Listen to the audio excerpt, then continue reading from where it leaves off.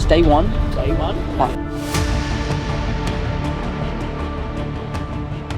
It feels different this time, somehow.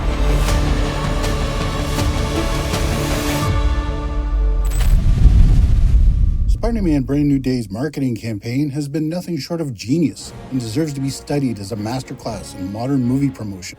After years of lackluster Marvel marketing campaigns that left us scratching our heads, we're finally witnessing something special. Sure, this isn't technically a Marvel movie, it's Sony's baby. But Marvel still has significant stakes in this. And let's be honest, Sony's track record with their Spider-Man-less movies has been questionable at best. But when Sony and Marvel come together, that's when the magic happens. Think about it. Deadpool and Wolverine and Spider-Man No Way Home were the best marketed superhero movies we'd seen post-Endgame. Nothing else even comes close in the superhero genre during this era. No Way Home's marketing genius, the way they built hype, actually hiding Tobey Maguire and Andrew Garfield, was masterful. They teased us relentlessly, keeping us guessing right until the very last minute whether we'd actually get them.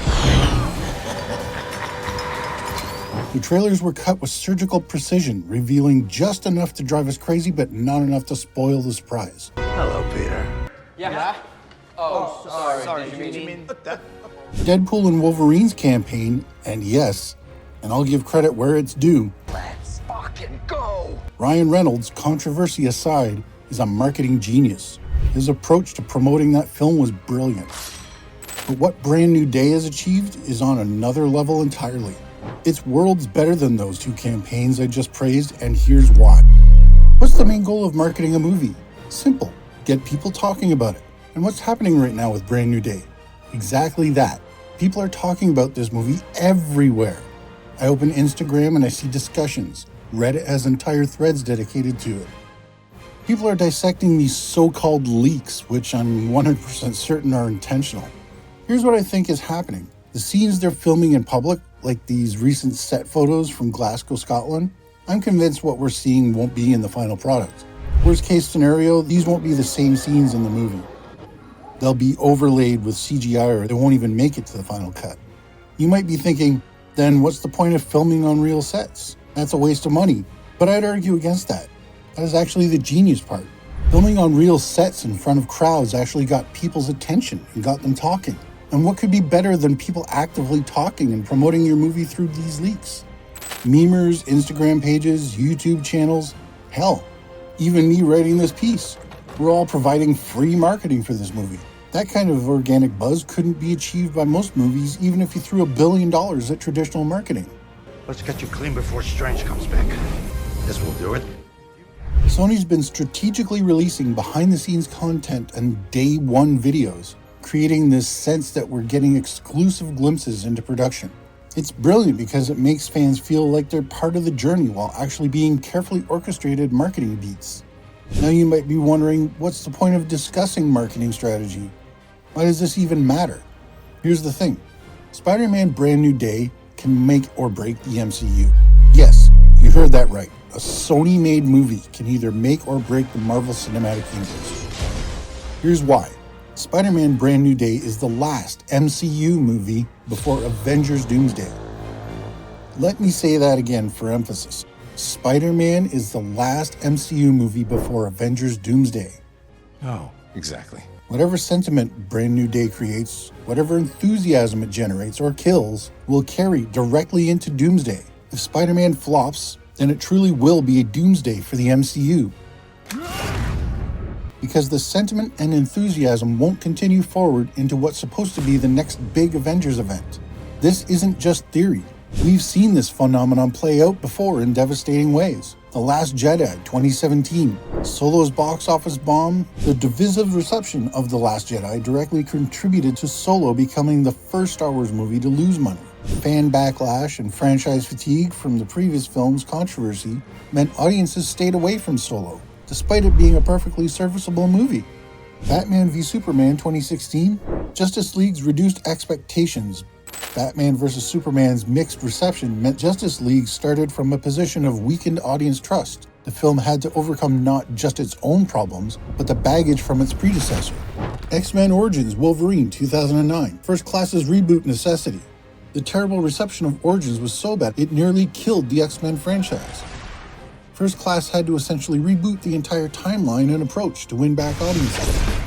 In the Marvel realm specifically, Thor: The Dark World 2013, Thor Ragnarok's comedy pivot, The Dark World, was so poorly received that Ragnarok had to completely reinvent Thor as a character and franchise, pivoting to comedy to distract itself from its predecessor's reputation. That's what. The MCU isn't in the strongest position right now. Phase 4 and 5 have been inconsistent, to put it kindly. Audience fatigue toward these mediocre movies at best is real. Not superhero fatigue, but fatigue toward poorly executed superhero content. People are questioning whether Marvel can recapture the magic of the Infinity Saga. Even a good movie like Fantastic Four that doesn't need any homework is turning out to be a disaster. Before we continue, let me know what you think so far.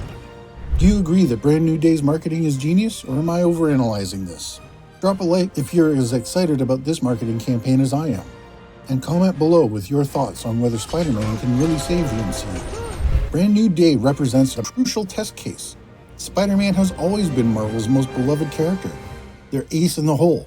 If this movie fails to connect with audiences, if the marketing buzz doesn't translate to positive word of mouth, if people walk out of theaters feeling disappointed, the Avengers Doomsday will be walking into a hostile environment. No amount of marketing can overcome the stench of a failed predecessor, especially when that predecessor is supposed to be your sure thing. This is why Brand New Day's marketing campaign matters so much. It's not just promoting one momentum. If they can deliver a movie that lives up to the hype, then Doomsday walks into theaters with audiences primed and excited for the next phase of Marvel storytelling. But if they fail, if the movie doesn't deliver on the promises this brilliant marketing campaign is making, then we might be looking at the beginning of the end for the MCU as we know it. Think about it this way. In Phase 3, all the movies were top tier. That's why Avengers Infinity War had the highest top tier opening and momentum. Because fans and casual audiences alike knew that if it was Marvel, it would be top tier. Instead of talking about whether Infinity War would be good, we were talking about theories, character arcs, and what would happen next. But for Doomsday, yes, we fans are still talking about theories, but the casual audience, the people who make or break the box office numbers, they're wondering something completely different. Will the movie be good? Will it be another bomb or actually worth watching? Should we go see Doomsday or wait for Dune 3, which they know will be a hit because the past Dune movies were incredible? That's the difference right there. Marvel used to have that automatic trust. Now they have to earn it back with every single release. The marketing team behind Brand New Day understands this. That's why they're pulling out all the stops. That's why they're being so innovative with their approach. And that's why we should all be paying attention to what they're doing. Because what happens with Spider-Man Brand New Day won't just determine the fate of one movie, it might determine the fate of the entire Marvel Cinematic Universe. And that, my friends, is why this matters so much. While we're talking about Marvel, even DC is in a similar spot with their upcoming Superman reboot. They're facing the same challenge of rebuilding audience trust after years of mixed results. Check out my review of Superman to see how they're doing. And do consider subscribing and hitting the notification bell to not miss out on future videos, where we dive deep into these industry trends and what they mean for the future of superhero cinema.